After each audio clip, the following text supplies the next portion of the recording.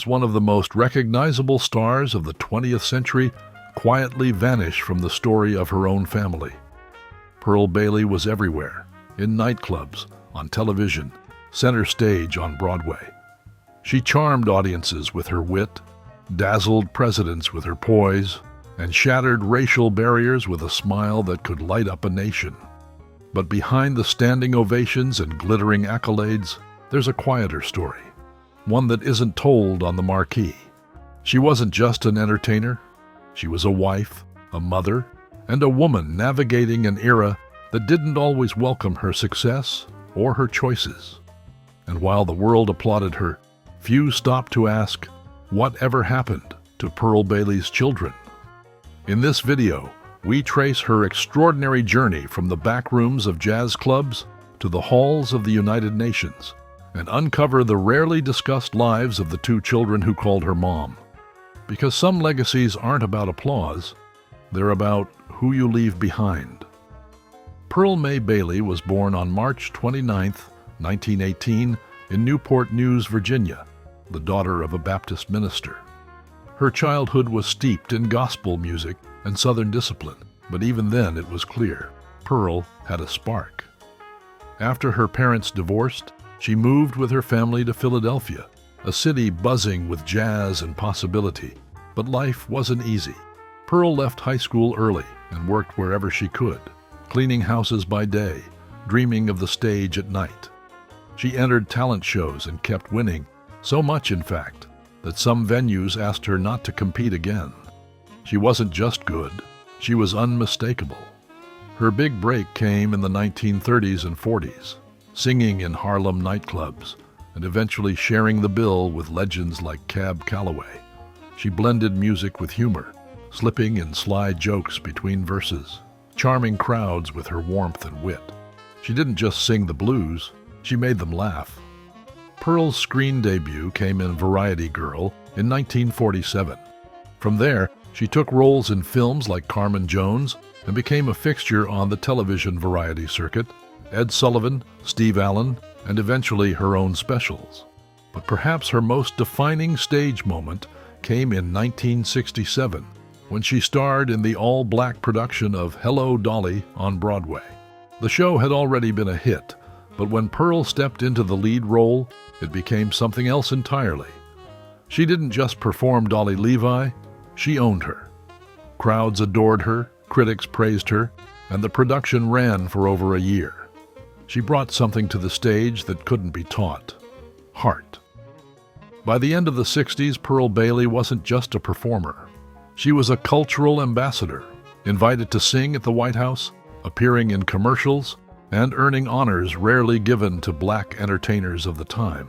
But even as she shined in the spotlight, she was building something more personal and far more private behind the scenes. In 1952, she married jazz drummer Louis Bellson, a white musician, at a time when interracial marriages were still illegal in many parts of the U.S. Their union made headlines and turned heads, but they stayed devoted, defying critics and conventions. And soon after, Pearl stepped into a new role, one no audience could see. She became a mother. Becoming a mother didn't mean slowing down, not for Pearl Bailey.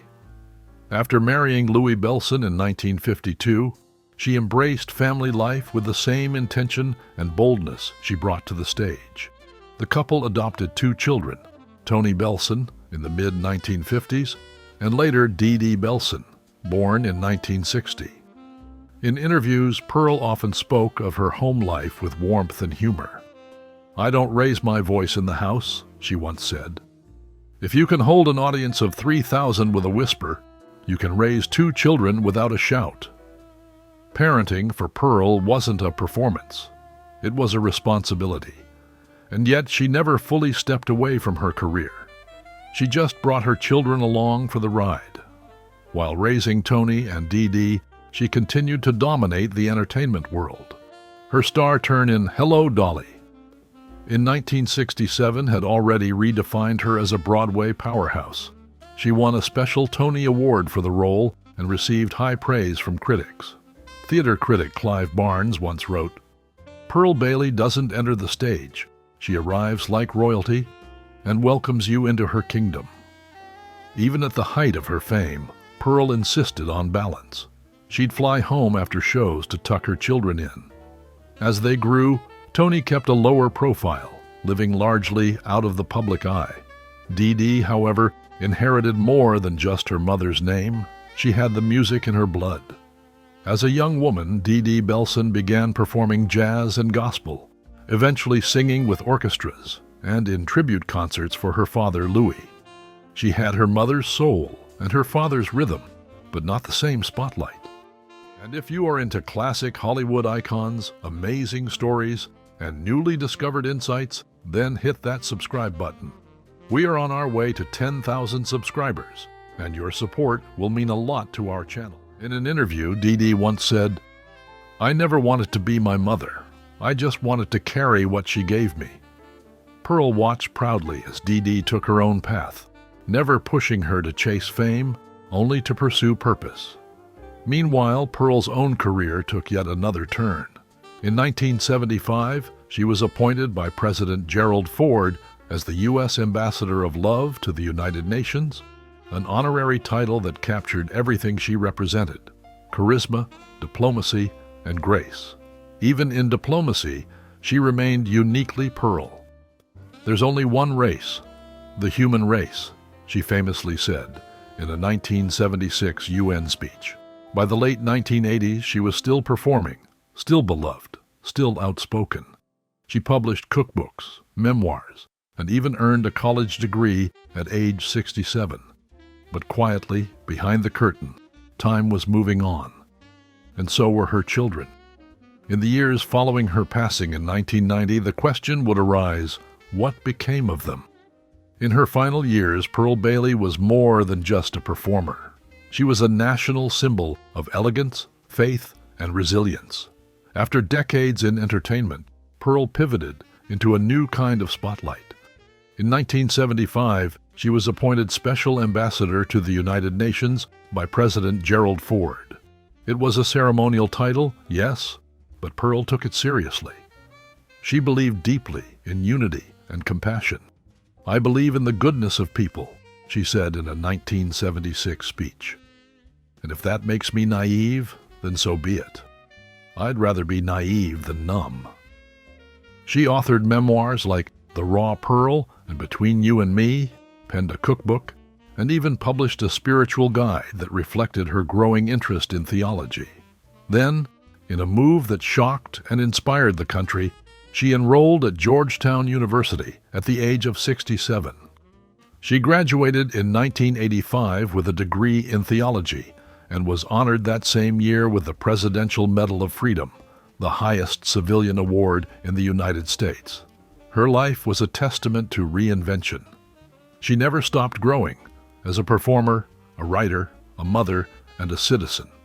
But behind the strength, her health was beginning to fail. Pearl had long struggled with heart problems, and in the summer of 1990, her heart finally gave out. On August 17, 1990, in Philadelphia, Pearl Bailey died of heart failure. She was 72 years old. Tributes poured in from around the world. Presidents, artists, journalists, and fans all paid tribute to the woman whose charm crossed generations and whose courage crossed color lines. But her greatest audience, her family, faced a more private grief. Tony Bellson, Pearl's son, had always kept a low profile. Little is known about his adult life. He never gave interviews, never courted fame. He passed away quietly in 2004 with almost no public record, no obituary in major papers, no fanfare. He left no known children. Dee Dee Bellson, her daughter, carried more of her parents' artistic spark. She performed jazz and gospel, often honoring her father Louis Bellson's musical legacy. "I'm not trying to live in their shadow," she once said. "I just want to keep their love alive through music." But on July 4, 2009, Dee Dee died suddenly of a heart attack in Charlottesville, Virginia. She was just 49 years old, and like her brother, she left no children. In the literal sense, Pearl Bailey's family line came to an end that summer. But her legacy did not. It lives in her music, her words, her groundbreaking performances, and in the quiet grace of two children who didn't chase fame, but carried her light, just long enough for the rest of us to remember it. Pearl Bailey didn't leave behind a family dynasty in the traditional sense. Her children, Tony and Dee Dee, are gone. There are no grandchildren carrying the Bellson name. And yet, her voice still echoes, literally. In 1981, she lent her unmistakable warmth and charm to Disney's The Fox and the Hound, voicing the wise and motherly owl Big Mama. Her character helped guide the young fox Todd through heartbreak, friendship, and growing up, mirroring the kind of loving guidance Pearl gave off stage as a mother, mentor, and moral compass.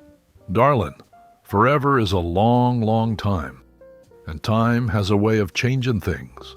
That one line, delivered with her signature blend of soul and softness, introduced her to a whole new generation of children, many of whom had no idea they were hearing a Broadway legend. And that's the thing about Pearl Bailey. Her reach went far beyond footlights and curtain calls. You can still hear her voice in jazz standards and gospel records. You can still see her trailblazing turn in Hello, Dolly, or read her reflections in books like The Raw Pearl. She sang, she wrote, she mothered, she served. Her story is one of reinvention, of fighting for joy in a world that didn't always offer it. People see me and think I'm just lucky, she once said. But luck has nothing to do with it. I worked, I loved, I gave, and what she gave, to her art, to her family, and to all of us, still lingers. Pearl Bailey may no longer walk among us, and her family may have left this earth, but her spirit, her laughter, and her voice live on, in films, in music, and in every young artist who finds the courage to be both brilliant and kind. What's your favorite Pearl Bailey moment? A song? A quote? Maybe her voice in a Disney classic? Tell us in the comments below. And don't forget to like, subscribe, and share this story with someone who needs to hear it, because legends like Pearl never really leave us. They just change form.